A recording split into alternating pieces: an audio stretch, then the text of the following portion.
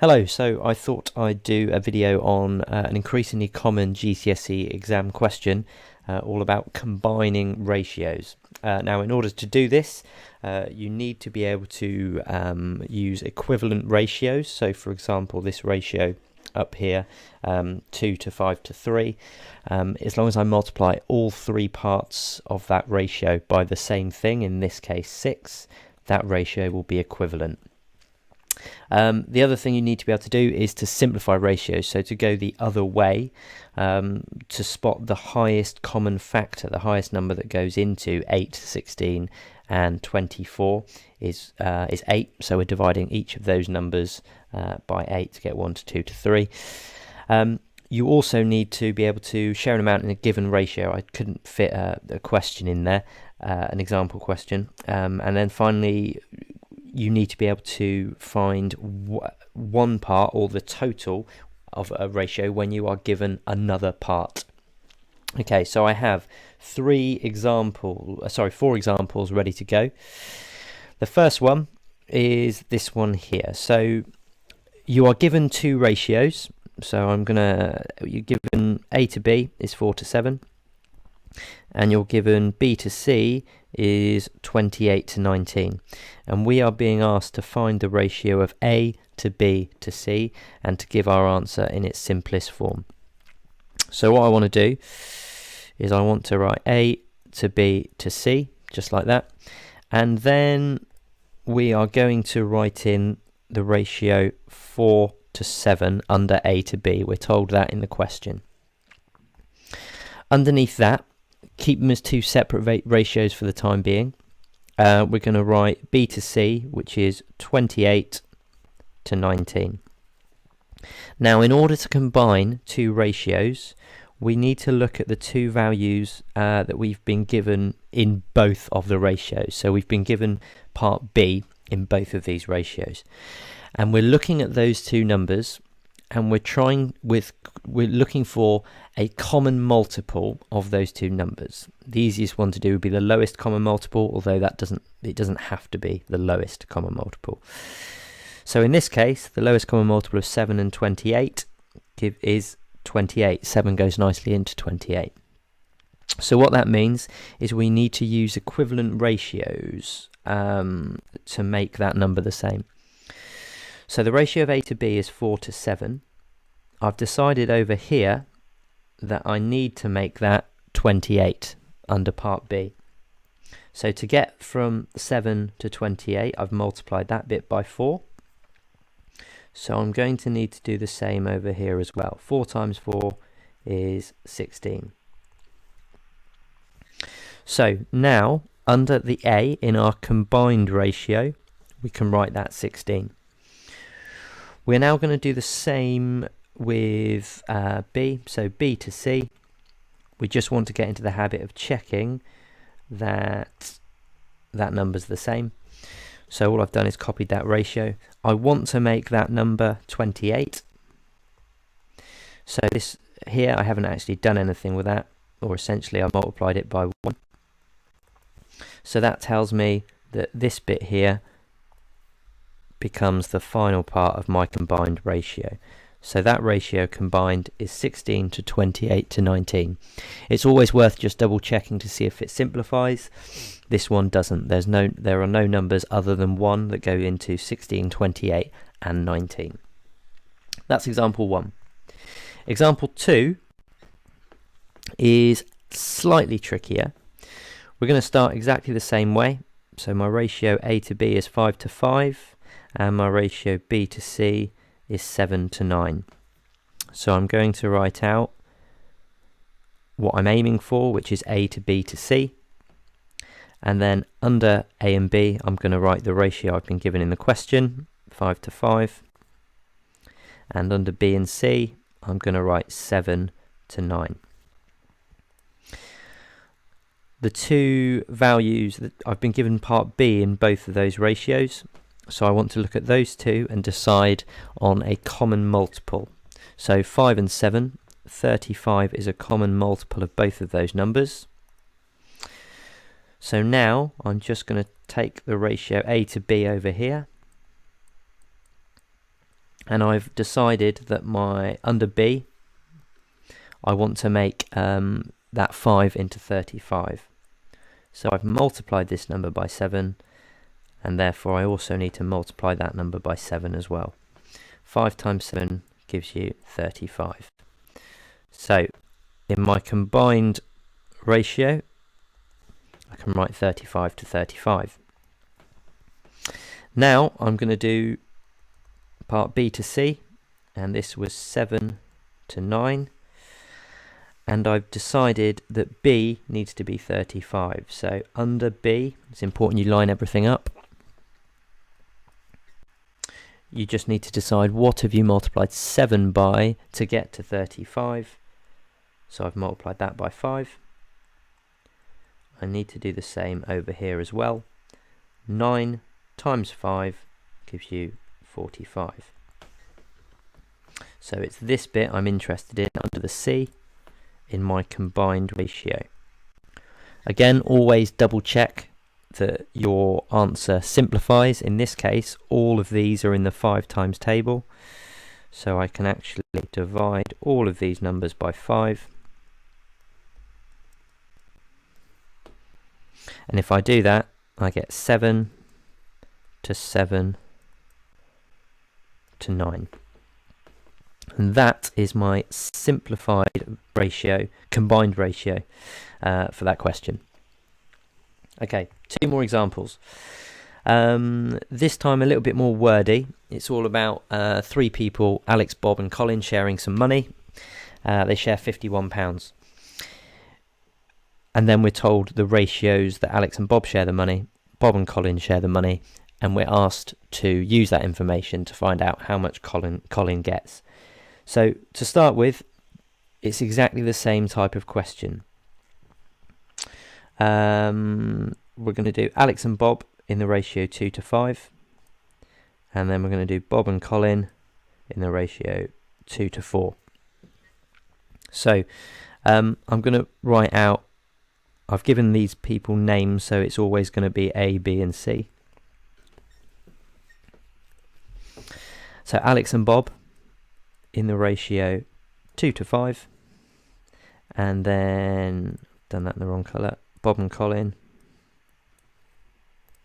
in the ratio 2 to 4. Now we want to share some money, but in order to do that we need to share it in the combined ratio. So the first thing we're going to make sure we do is actually combine the ratios. So again, I've been given part B in both ratios. So looking at those 2 numbers, I'm going to find the common multiple, and the lowest common multiple is 10. So that tells me that for parts, for the ratio A to B, which we were given as 2 to 5, I want to make part B 10. So I've multiplied that bit by 2, and therefore I also have to multiply that bit by 2. So the A value becomes 4. We're now going to do part B to C, which is 2 to 4. I want to make part B 10. So I've multiplied that one by 5. And therefore I'm also going to multiply the 4 by 5, which gives me 20.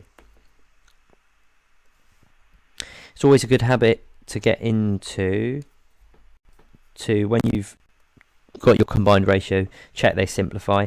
All of these numbers are in the 2 times table, so I can simplify the ratio A to B to C, which is 2 to 5 to 10. Okay, so we're nearly there. Apart from this question 3, excuse me, this question 3, we are told in the question that they share £51, and we want to find out how much Colin gets. So in total my ratio has 17 parts. 2 plus 5 plus 10 is 17 parts. I know that that 17 parts represents £51. So I'm sitting £51 equally between 17 parts to find out what one part of that ratio is. 51 divided by 17 tells me that every one part of that ratio is worth £3. So to find out how much Colin gets, well, Colin got 10 parts.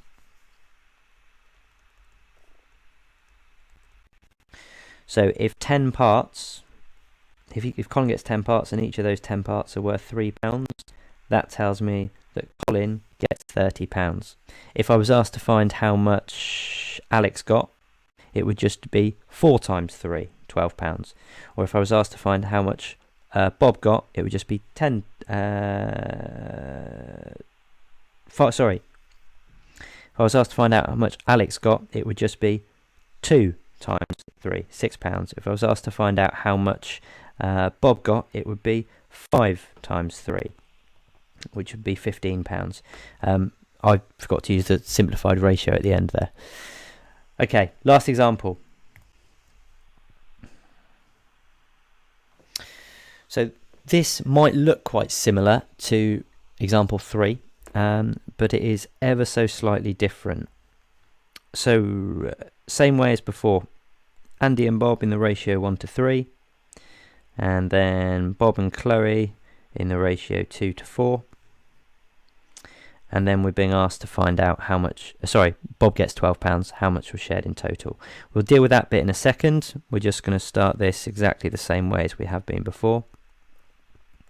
A to B to C, and that's in the ratio 1:3. So let's colour code that. 1:3. And then Bob and Chloe in the ratio 2:4. So let's find our common multiple of these two numbers. In this case, that is going to be 6. So over here, A to B is 1:3, and I want to make the B 6, so I'm multiplying by 2. That tells me this 2 is what goes under the A. Then I'm going to do in green Bob and Chloe in the ratio 2:4. Again, I want to make B 6, so in this case I've times that by 3, and therefore I also have to times that by 3. So this 12 represents how many parts Chloe gets. It's always a good idea, like I said, to simplify this ratio. They're all in the 2 times table, so I can write like that. Okay, this question, be very careful of these types of questions, because the amount we're given in the question, this £12, does not tell us how much everybody splits. Therefore, that £12 does not represent the total of all of these parts in the ratio. What it does represent is Bob's part.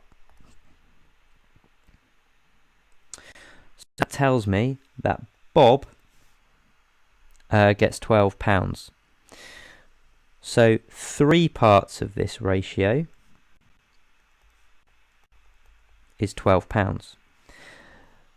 We need to always find out how much one part of that ratio is.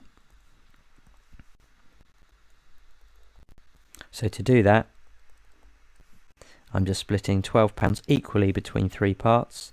That tells me that one part is worth £4. Now we can use that information to work out how much was shared in total, as is asked in the question. So each of these for A, B and C, for Andy, Bob and Chloe, Andy gets 1 part. Each of those 1 parts is worth £4.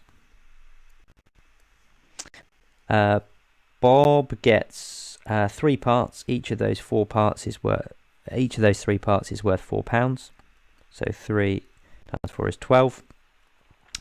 And then Chloe gets 6 parts, and each of those 6 parts is worth £4. So that becomes £24. How much shared in total? Well, that's just going to be the total of these 3 numbers. £4 plus £12 plus £24 is equal to £40. And that's it. That's our answer to those types of questions. You just need to be very careful of the wording of the question. Always think, what value have I been given and how many parts of the ratio does that value represent? Okay, so I have made another one of the question generators. And what you can do, as always, you can generate new questions. These are all increasing difficulty. So there are questions like the first example, the second, the third, and the fourth. If you want to try a particular type of question, so just all of the first example, you can do that. Or once you've got the hang of all 4 different types of question and you just want a mixture where I don't tell you how difficult it is, you can have a go. You can get all of the answers at once or one at a time. When you open this file, you will need to click enable content.